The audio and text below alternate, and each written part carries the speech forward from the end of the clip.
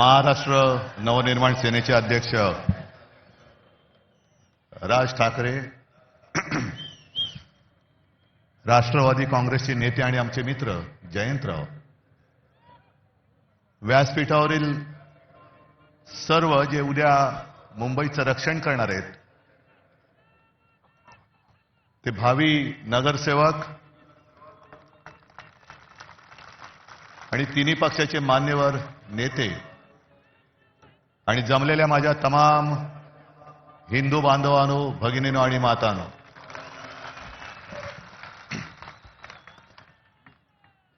आता या पहिल्या वाक्यापासूनच उद्या चर्चा सुरू होईल की राज मराठी बांधवांनो, भगिनींनो आणि मातांनो म्हणाले आणि उद्धव ठाकरे हिंदू बांधवांनो, भगिनींनो मातांनो म्हणाले. अहो, हेच तर आमचं म्हणणं आहे.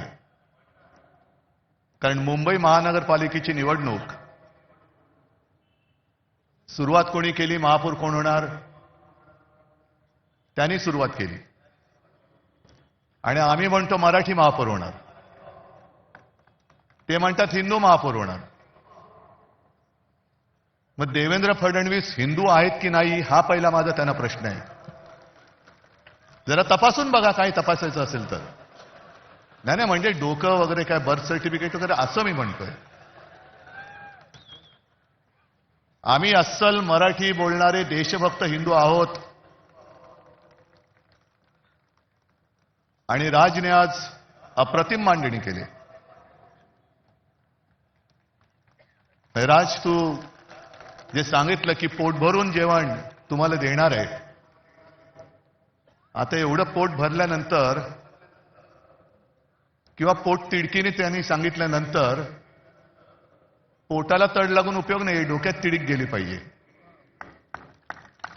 आणि ती जर जाणार नसेल तर मग छत्रपती शिवाजी महाराज की जय बोलण्याचा आपल्याला अधिकार नाही, जय भवानी जय शिवाजी बोलण्याचा आपल्याला अधिकार नाही. आणि आजच्या सभेचं वैशिष्ट्य आहे, जसं आपल्या सगळ्यांच्या मनात आजपर्यंतचा शिवसेनेचा इतिहास माहिती आहे, तसंच मला ती पहिली सभा मलाही आठवते. मी इथे खालीच माच्या मांडीवरती बसून ती सभा बघितली होती. समोर आजोबा होते, बाळासाहेब होते, श्रीकांतजी होते. काय बोलणं ऐकायला येत होतं, पण कशासाठी नेमकं काय चाललंय, मराठी माणसावरती अन्याय होतं म्हणजे नेमकं काय होतंय हे कळण्याचं वय नव्हतं. आणि आज या सगळ्या गोष्टीची जाणीव होते. काय योगायोग आहे की त्यावेळेला मी इथे समोर बसलो होतो, आज आमच्या खांद्यावरती धुरा आलेली आहे. आज सगळ्यांना कळलं असेल की ठाकरे बंधू एकत्र का आले. आणि जयंतराव, भावकी एक झालेली आहे, आता गावकी पण एक होते.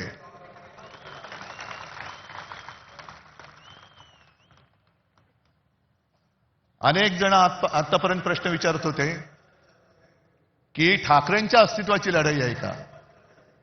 अरे, ठाकरेंचं अस्तित्व ठरवणार अजून जन्माला नाही आलं. हे बघा समोर बसले, ते खरं ठाकरेंचं अस्तित्व आहे.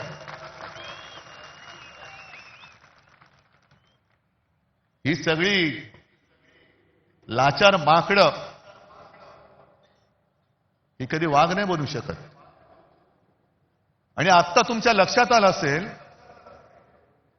की शिवसेना संपवण्यामागचा यांचा डाव काय होता. का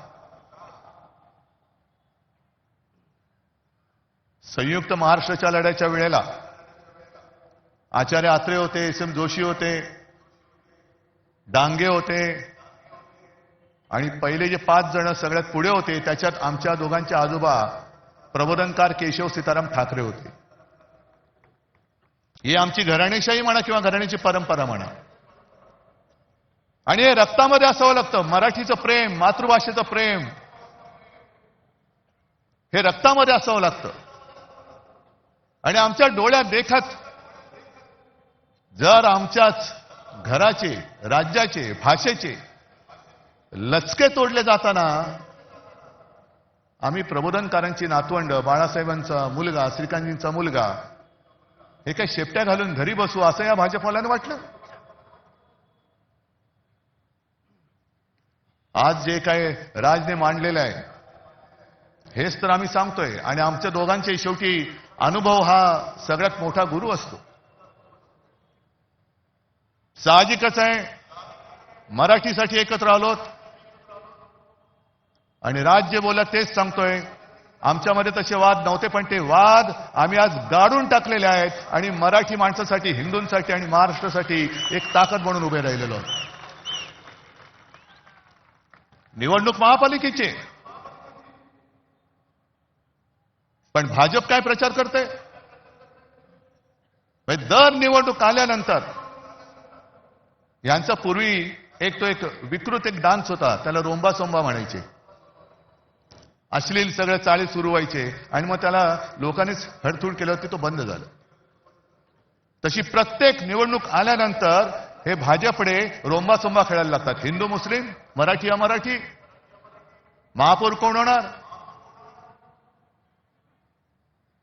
मला वाटतं आदित्यनी सगळी केलेली कामं तुम्हाला सांगितलेली आहेत.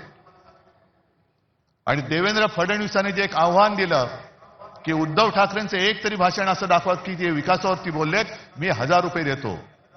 नको, चोराचा पैसा मला नको, चोरलेला पैसा नको.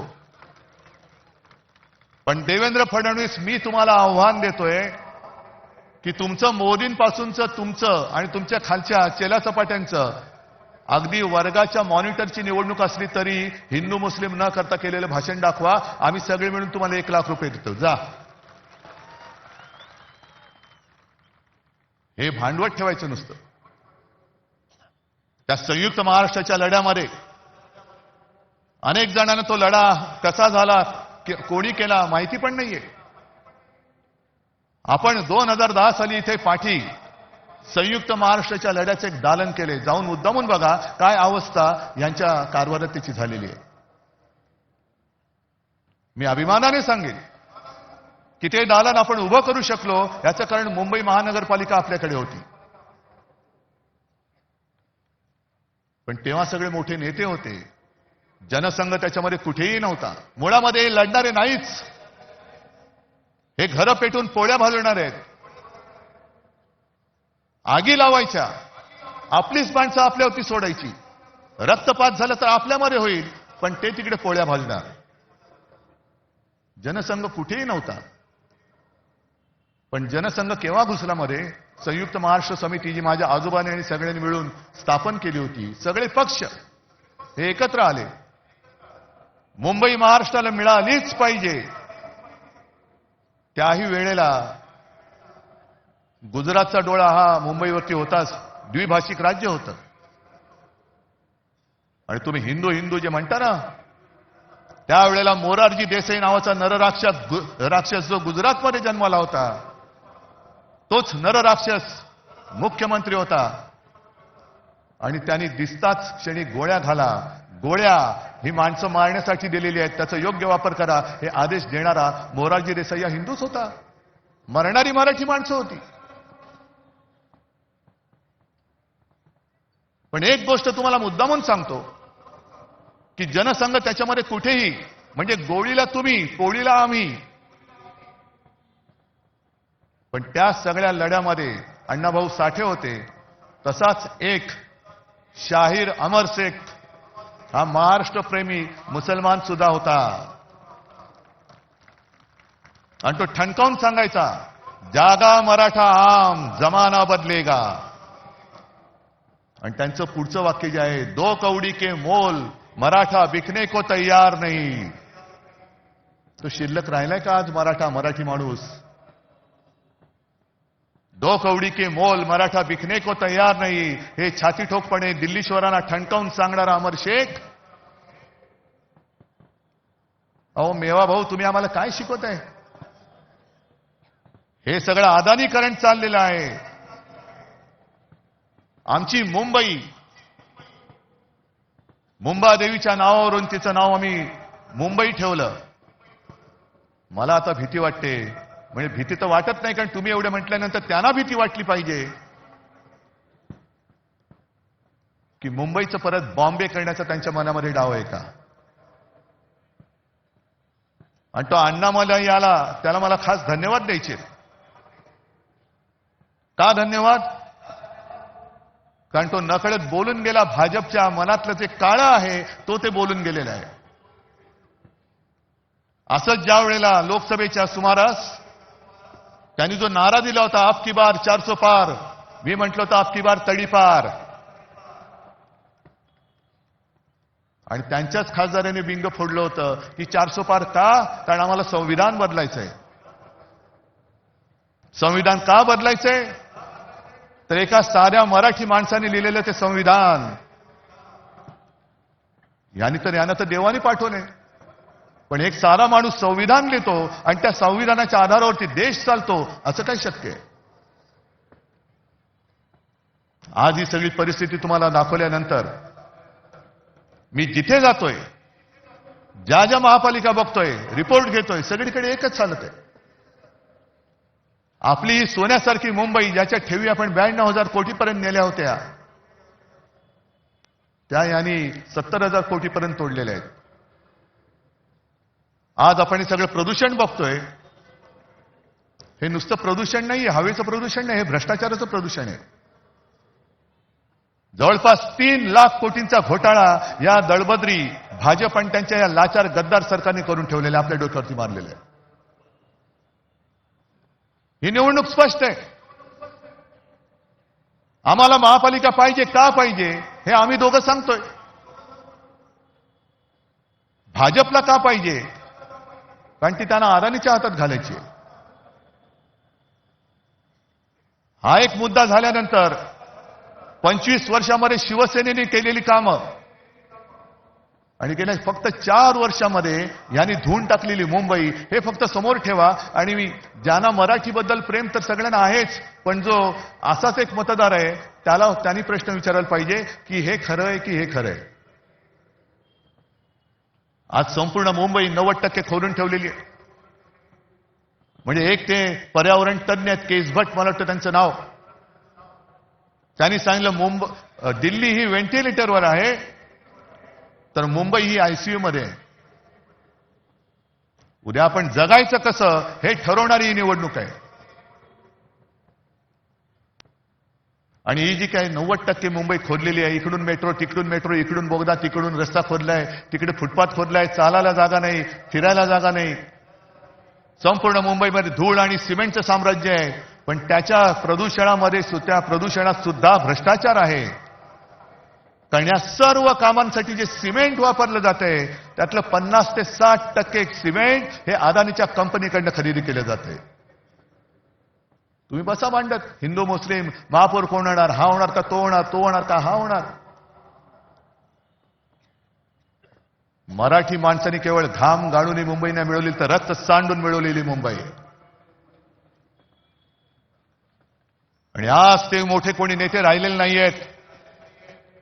पण आमची घराण्याची परंपरा म्हणून, एक आमचं कर्तव्य म्हणून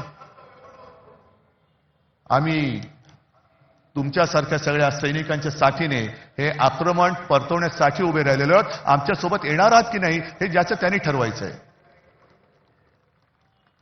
ही काही पहिली निवडणूक नाहीये. शिवसेनेला तर यावर्षी 60 वर्ष होतील. अनेक निवडणुका आल्या आणि अनेक निवडणुका झाल्या. काही शिवसेना जिंकली, काही शिवसेना हरली.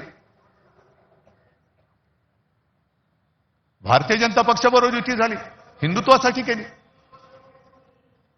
आणि याच व्यासपीठावरती तोही काळ आठवते, तीही मीटिंग मला आठवते, ज्या मीटिंगमध्ये शिवसेना प्रमुख जॉर्ज फर्नांडिस आणि पवार साहेब होते. युत्या होतात, आघाड्या होतात, मतभेद होतात, लोक दूर जातात. आता नितीश कुमारचं उदाहरण बघितल्यानंतर मला भारतीय जनता पक्षाला हेच प्रश्न विचारायचे आहेत की तुम्हाला हिंदुत्ववादी असलेली शिवसेना का नको, याचं उत्तर आज आम्हाला मिळते. तुम्हाला मुफ्ती मेहबूबा मुफ्ती चालते. संघ मुक्त भारत म्हणजे संघ नको म्हणणारा नितीश कुमार चालतो. मोदींना अतिरेकी म्हणणारे चंद्रबाबू चालतात. पण शिवसेना नको, याचं कारण जोपर्यंत शिवसेना आहे तोपर्यंत तुम्हाला मुंबईचा घास गिळता येणार नाही हे फक्त माहिती आहे, म्हणून तुम्हाला शिवसेना नकोय. कारण आघाड्या तुटतात मी म्हटलं ना, पण पक्ष संपवण्याचा हा विकृतपणा हा शिवसेनेबरोबर त्यांनी पहिल्यांदा केलेला आहे. आणि महाराष्ट्राच्या ज्या दोन शक्ती, अरे तुमचा कुठला बँडवाले आहात तुम्ही, नुसता मोदींचे बँडवाले तुम्ही, आमचा ब्रँड संपवला निघालात. आज ठाकरे तर आम्ही आहोत, एकच आहोत, पण पवार साहेब सुद्धा आमच्या सोबत आहेत. ज्या पवार साहेबांनी देशामध्ये सुद्धा एक मोठं काम केलेलं आहे, म्हणून ही दोन नावं पुसून टाकायची. हे एकदा संपले का मराठी माणूस उभाच राहू शकत नाही. पण त्यांना अजून कळलेलं नाहीये, मराठी माणूस सहनशील आहे, दयावान आहे. पण कोण जर का अंगावर आला तर शिवसेना प्रमुखांची शिकवण आम्हाला आहे, एक तर कोणावरती वार करू नका, पण जर अंगावर कोण हात उगारला तर तो हात जागेवर ठेवू नका. आम्ही कोणाला घाबरवण्यासाठी युती केलेली नाहीये, आम्ही कोणाचं काही हिसकावून घेण्यासाठी युती केलेली नाहीये. पण आमच्याच घरामध्ये येऊन जे दादागिरी करतायत त्यांच्या विरुद्ध आम्ही आवाज नाही उठवायचा तर काय लेंड्या टाकायच्या.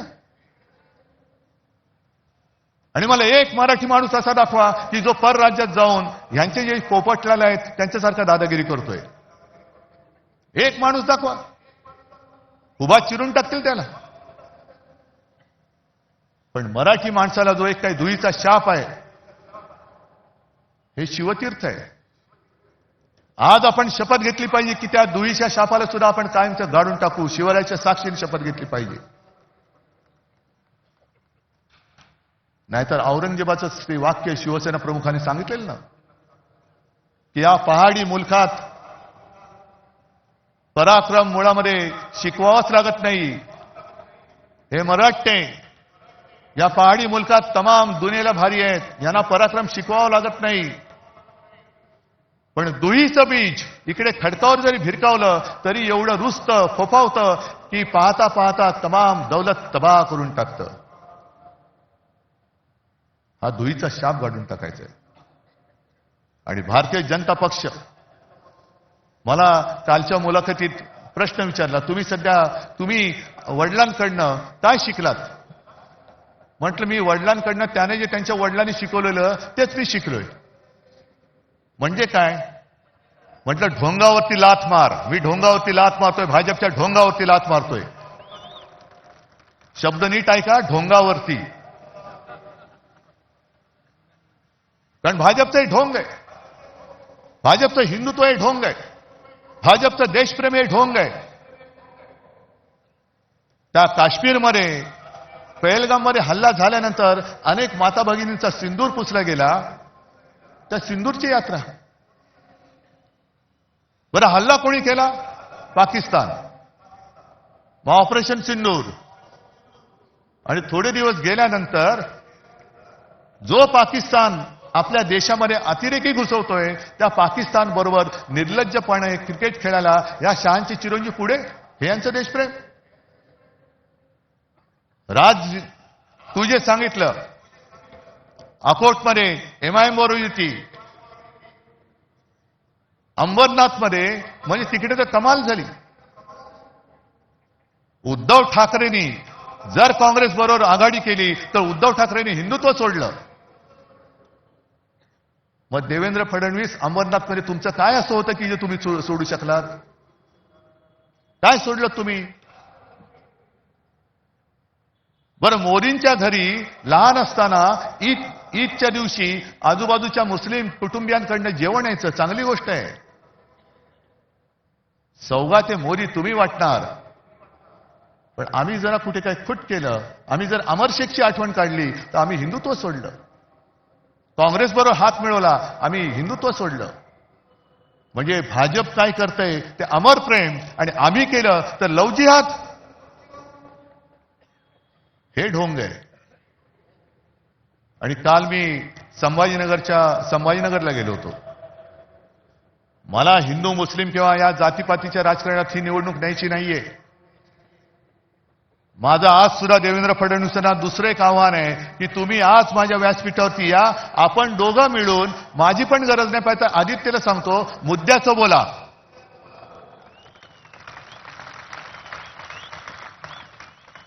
हे म्हणे शिवसेनेने मुंबईसाठी काय केलं, मराठी माणसासाठी काय केलं. मी विचारलं कोण विचारते हे? नाही, हे सगळे मिंदे फिंदे एसनशी गट बिसनशी गट जे आहेत ना ते. म्हटलं या लोकांना महापालिका दाखवली ती शिवसेनेने दाखवलेली आहे. विधानसभेमध्ये पोचले, मंत्री झाले, या गद्दाराला मंत्री करण्याचं पाप हे मी केलं. हे अभिमानाने नाही, शर्मेने सांगावं लागते मला. पण जर का शिवसेना नसती तर ही विचारणारी माणसं आहेत, ही सगळी गद्दार, ही तर काय खान नाही येत नाही, मराठीच आहेत ना. कोणत्या तोंडाने तुम्ही आमच्या अंगावरती येत आहे? शिवसेनेने मुंबईसाठी काय केलं ही पुस्तिका घेऊनच आलेलो आहे आम्ही. शिवसेनेने मुंबईसाठी काय केलं, पुस्तिका छोटी आहे पण कामं मोठी आहेत. ही प्रत्येकाकडे वाटलेली आहे, प्रत्येकाकडे वाटले. अगदी शाळा जाऊन बघा, अभिमान वाटेल. महापालिकेच्या शाळा, मुंबई महापालिकेच्या शाळा कशा आहेत ते बघा. पाणी पुरवठा बघा कसा होतोय. अजून आपण 24 तास देऊ शकत नाही आहोत, पण त्याच्यात पाणी पुरवठ्यात वाढ तर नक्की करतोय. आरोग्य सेवा आहे. काल संभाजीनगरची मी तुम्हाला आठवण सांगत होतो. मला आश्चर्य वाटलं लोक तिकडे सहन कशी करतात. कारण वर्षाच्या 365 दिवसापैकी फक्त 44 दिवस संभाजीनगर शहरामध्ये पाणी येतं. बरं, संभाजीनगरचं नामांतर मी केलं, जयंतराव साक्षी आहेत त्याला. जो शिवसेना प्रमुखांचा एक आदेश होता, औरंगाबाद नाही छत्रपती संभाजीनगर झालं पाहिजे, तो आम्ही करून दाखवलेला आहे. पण नाव संभाजी महाराजांचं दिल्यानंतर त्याच्यामध्ये सुविधा कोण देत आहे? 4 वर्ष तुमच्याकडे सत्ता आहे. डबल इंजिन, ट्रिपल इंजिन, जेवढी इंजिन, आता मनसेचं इंजिन आमच्याकडेच आहे. तुमची इंजिन नुसती पोकळ वाफा सोडतायत. बरं, त्याच्यामध्ये सुद्धा एक गंमत मी बघितली. निवडणूक महापालिकेची आणि अजित पवारांचा फोटो आहे. नशामुक्त संभाजीनगर करू. म्हटलं पहिली तुमची सत्तेची नशा उतरवा. आणि साताऱ्यामध्ये ड्रग्सच्या फॅक्टरीवरती ज्याच्या धाड पडली त्याचं जे काय खरं खोटं आहे आमच्या सुषमाताईंनी बाहेर काढलेलं, त्याची चौकशी लावा ना. त्याची नाही लावणार. नको त्या गोष्टींमध्ये चौकशा करणार. आज तुम्हाला सांगतो, भाजपच्या एका वर्षात भाजपला एका वर्षामध्ये साधारणतः 3100 कोटी रुपये निधी मिळाला. 3100 कोटी. तुम्ही म्हणाल तुम्हाला काय याचं पडलंय? पडले सांगतो ना. आज राज्य सरकार त्यांचं आहे, केंद्र सरकार त्यांचं आहे. पण मुंबई महापालिकेला विविध करांच्या माध्यमातून जवळपास 10,900 कोटी. 10,900 कोटी म्हणजे किती झाले? 11,000 कोटींची थकबाकी येणं बाकी आहे. यांच्या तिजोऱ्या भरतायत, माझ्या मुंबईची लुटतायत. तिकडे गणेश नाईक बॉम्ब मारतायत, नवी मुंबईची तिजोरी खाली झाली. आणि म्हणून तुम्ही मुद्द्याचं बोला. आज आम्ही जे सांगतोय की आम्ही एवढ्या मुलांना मोफत शिक्षण देतोय, 8 भाषांमध्ये विविध शाळांमधून शिक्षण देतोय, आधुनिक तंत्रज्ञानाने मुलांना शिकवतोय. या ना, समोर या. आणि एक शहर तुमच्या राज्यातलं असं दाखवा की भाजप शासित शहर आहे ते मुंबईच्या बरोबरीने येऊ शकेल. दाखवून द्या, मी काही हरायला तयार आहे. पण मुद्दे सोडून बोलायचं, आपल्याला भांडवट ठेवायचं आणि अदानीच्या थैल्या भरायच्या. तुषार आपटेचा उल्लेख जो राज तू केला, अक्षय शिंदे मारला, तुम्हाला माहिती आहे ना, एन्काउंटर केला. आणि मी याच व्यासपीठावरून बोललो होतो की शिंदेना गोळ्या घालायलाच पाहिजे होत्या. ह्या संदर्भ माझा काही जणांनी वेगळ्या अर्थाने घेतला. माझं म्हणणं एवढंच होतं की गुन्हेगाराला सजा झालीच पाहिजे. पण ज्या पद्धतीने अक्षय शिंदेचा एन्काउंटर झाला हा संशयास्पद आता तुम्हाला वाटतं की नाही वाटत? कारण जर का अक्षय शिंदे जिवंत असता आणि त्यांनी कदाचित या सहआरोपी असलेल्या तुषार आपटेबद्दल माहिती दिली असती तर कोण फासावर गेला असता? पण हे पुरावे मारून टाकायचे. आणि तुषार आपटेनी तिथे बदलापूरमध्ये पक्षाचं काम चांगलं केलं म्हणून या विकृताला त्यांनी स्वीकृत नगरसेवक केला. ही सगळी बजबजपुरी झालेली आहे. आम्हाला तो भाजप एक काही काळ थोडासा आपला वाटत होता जो राष्ट्र प्रथम म्हणत होता. आता ज्या पद्धतीने सगळे गुंड पुंड त्यांच्यामध्ये जात आहेत. नाशिकमध्ये आमच्या सोबत होता तेव्हा हा सलीम कुत्ताचा मित्र, पण सलीम कुत्ताचा मित्र भाजपात गेल्यानंतर त्याचं श्वान झालं. तिकडे प्रफुल्ल पटेलला त्यांनी घेतलं, इक्बाल मिर्चीचा साथीदार. नवाब मलिक आमच्या सोबत होते तर दाऊदचा साथीदार. आणि अजित पवारांबद्दल माझं स्पष्ट म्हणणं आहे देवेंद्र फडणवीसांना की 70,000 कोटीचे घोटाळ्याचे आरोप तुम्ही आणि मोदीजींनी त्यांच्यावरती केले. ढीगभर पुरावे तुम्ही नेऊन दिले. आता जर का केस चालू आहे असं तुम्ही म्हणताय तर पुरावे तुम्ही दिलेत, ते आता पुरावे की जाळावे कोर्टाने एवढं सांगा. आणि त्या पुराव्यामध्ये दम असेल, कारण तुम्हाला माहिती आहे तुम्ही पुरावे दिलेत, तर अजित पवारांना लाथ मारून हाकलून द्या. आणि नसेल तर अजित पवारांची जाहीर माफी मागा. कारण हेच तुमच्या चालचाली चाललेले आहेत. लोकांना बदनाम करायचं, आयुष्यातून उठवून टाकायचं, पक्षामध्ये घ्यायचं. म्हणजे भाजपची एवढी हालत वाईट झालेली आहे. निष्ठावंतांना आता काही किंमत राहिलेली नाहीये. निष्ठावंत सगळे उपऱ्यांच्या, म्हणजे आपण उपरे वेगळे आपल्या डोक्यावर बसवतात हे, पण भाजपच्या निष्ठावंतांच्या डोक्यावरती वेगळे. म्हणजे भाजपच्या ते जयंतराव तुम्हीच सांगितलं होतं ना, तसं त्यांचं झालं. आता कोणाच्या खांद्यावर कोणाचे ओझे, सगळे माखलेले, घाणीने माखलेले, लडबडलेले. ही लोक घ्यायची, निष्ठावंतांनी त्यांची लंगोट धुवायचे, सगळं साफ करायचं आणि डोक्यावरती घेऊन यांना नाचत सुटायचं. एवढंच निष्ठावंतांचं काम राहिले. ही भाजपा आम्हाला मंजूर नाहीये. आता भाजपामध्ये राष्ट्र प्रथम नव्हे तर भ्रष्टाचार प्रथम म्हणणारी भाजपा झालेली आहे. गुंडागर्दी करणारी, बलात्कारी प्रथम म्हणणारी भाजपा झालेली आहे. आणि आपल्यामध्ये आगी लावून प्रत्येक ठिकाणी हेच होतंय. एका मोठ्या समाजाला डिवचायचं आणि त्याच्या विरुद्ध इतर समाजाला चिडवायचं. म्हणजे हा डिवचलेला समाज विरुद्ध गेला तरी चालेल, पण बाकीचे चिडवलेले एकत्र येऊन हे भाजपला मतदान करतील. कसं करतील हे बघायचं. मी इथल्या मुंबईकरांना, तमाम मुंबईकरांना मी आवाहन करतोय, म्हणजे विनंती करतोय, हा लढा आमचा आहेच, मराठी माणसाचा आहेच. पण आज मुंबईमध्ये अनेक पिढ्या राहणारे इतर भाषिक आहेत. ज्या वेळेला मुंबईमध्ये संकट येतं, नैसर्गिक आपत्ती असेल, अतिरेकी हल्ला असेल, तेव्हा पहिल्यांदा जात पात धर्म न विचारता त्याला वाचवायला धावून जातो तो शिवसेना प्रमुखांचा शिवसैनिक धावून जातो. रक्तदान करायला पहिल्यांदा रांग लावून उभा राहतो. तो भाजपवाला नाही राहत. तो तिकडे गोमूत्रासाठी लाईन लावेल, पण रक्तदानासाठी नाही लावणार. गोमूत्र प्राशन करायलाही लाईन लावतील तिकडे. माणसं मरतायत, नाही गोमूत्र प्राशन केलं तर त्याची जीव वाचतील. तुमचं हिंदुत्व. पण रक्तदान करताना सुद्धा शिवसैनिक कधी विचारत नाही की माझं रक्त कोणाला जाणार आहे.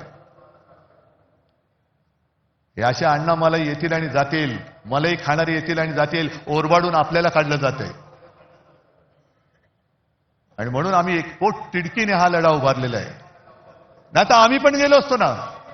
हे एवढं देश भरून अडाणींनी टाकलेलं आहे, त्याच्यात आम्ही आमची घरं भरली असती. काय फरक पडतोय? पण तसं जर का आम्ही झालो तर राज, तू जे बोललास की आज शिवसेना प्रमुख, आमचे आजोबा हे वर्ण आमच्याकडे बघत असतील, त्यांनी त्यांच्या डोक्यात किंवा त्यांच्या मनात आमच्याबद्दल काय झालं असतं? अरे ही आमची पिढी, आम्ही काय होतो, आम्ही काय लढा उभा केला, कशा त्या खचलेल्या मराठी माणसाच्या मनगटामध्ये आम्ही हिंमत आणि आत्मविश्वास भरला. आणि ही माझी शेलपट मुलं आणि नातवंड नाही. पण त्यांनी जे आणखीन सांगितले की जगायचं कसं, एकच दिवस जगा पण तो वाघाचा जगा, 100 दिवस शेळीच्या जगण्याला काही अर्थ नसतो. जगायचं असेल तर वाघ म्हणून जगा, आणि शेळी म्हणून जगायचं असेल तर भाजपात जा. जे गेलेत गद्दार त्यांना जाऊ दे. असे अनेक जण आले आणि गेले. जसा अस्वलाच्या अंगावरचा एक केस उपटला तरी काय फरक पडत नाहीये, केस येतच असतात. भाजपला आज राजकारणामध्ये पोरं होत नाही, हे त्यांचं शल्य आहे, आमचं नाहीये. म्हणून मोहन भागवत सांगतायत की अपत्य वाढवा, अपत्य वाढवा, अपत्य वाढवा. अरे होत नाहीत, आम्ही काय करू शकतो? आम्हाला होत आहेत, तुम्हाला होत नाही. कारण मुळामध्ये जे बीज लागतं विचारांचं, ते विचारांचं बीजच भाजपमध्ये नाहीये. नेमका भाजप कशासाठी स्थापन केला गेला हेच त्यांना माहिती नाहीये. नक्की उठायचं कधी आणि बसायचं कधी हेच भाजपला माहित नाहीये. पक्ष जगणार कसा? ही आलेली सूज आहे, हा सत्तेचा माज आहे. आणि हा माज निदान एक लक्षात घ्या, इतिहास वगैरे जो काय कोण बघत असेल, काय बघत असेल मला कल्पना नाही. पण खंडोजी खोपडेचं नाव घेतल्यानंतर आपण काय बोलतो? सूर्याजी पिसाळचं नाव घेतल्यावरती काय बोलतो? आणि तानाजी मालुसरे, बाजी घोरपडे यांचं नाव घेतल्यावरती काय बोलतो? 400 वर्ष होऊन सुद्धा त्यांच्या कपाळावरचा जर गद्दारीचा डाग पुसला जात नसेल तर यांच्या कपाळावरचा डाग पुसायला किती पिढ्या जावे लागतील? आणि मग तुम्ही ठरवायचे, आम्ही तर ठरवलंय. छत्रपती शिवाजी महाराज होता येणं तर शक्यच नाही, त्यांचा मावळाही होता येणं शक्य नाही. पण त्यांनी जे त्यावेळेला केलं, असं काय नेमकं होतं की हे त्यावेळेला त्या मोगलांना टक्कर देणारं तेज या महाराष्ट्रामध्ये जन्माला आलं? आणि त्याच मातीमध्ये आपण जन्मलेलो आहोत. आणि तोच लढा, त्याच आक्रमणाविरुद्ध आज आपल्या हातामध्ये हे शस्त्र हे आलेलं आहे.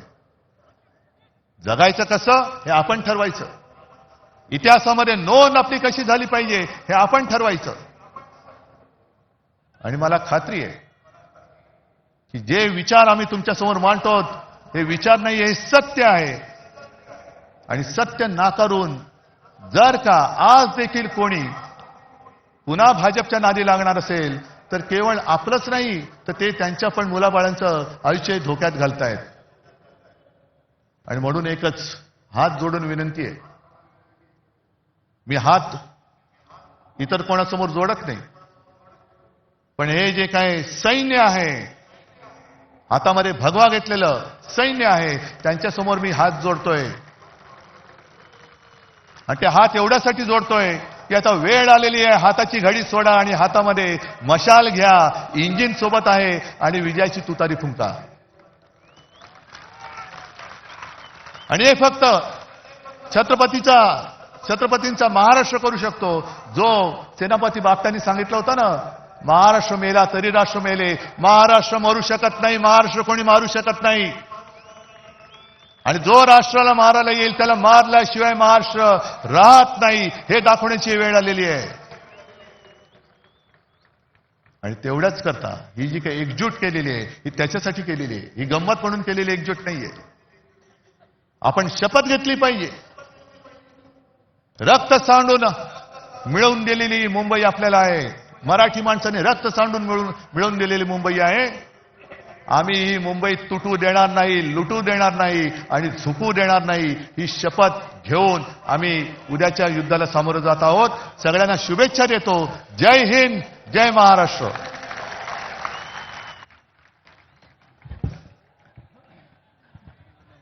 धन्यवाद साहेब. या सभेची सांगता राष्ट्रगीताने होणार आहे. आपणा सर्व